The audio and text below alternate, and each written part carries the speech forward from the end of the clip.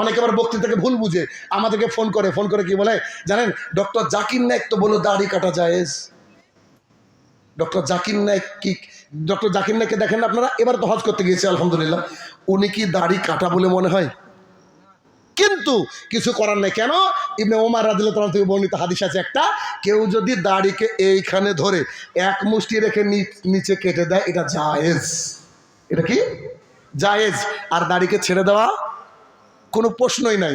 মানে এইটা 40 পেয়ে পাশ করা আল্লাহর কাছে, আর ছেড়ে দেওয়া লেটার পেয়ে পাশ করা। তাহলে কোনটা পেয়ে পাশ করবেন? লেটার। এটাই স্বাভাবিক। কথা বোঝা গেল আমার? তাহলে কি আমরা উদ্বুদ্ধ করি যে আপনারা যেন হক পথে ফিরে আসেন। ব্যাস। 3 নম্বর খুঁটি হচ্ছে যাকাত। ইসলামের 3 নম্বর খুঁটি কি? যাকাত। যা আমরা আমাদের সমাজ একেবারে অবহেলিত, ঠিক না? যাকাত অবহেলিত কিনা?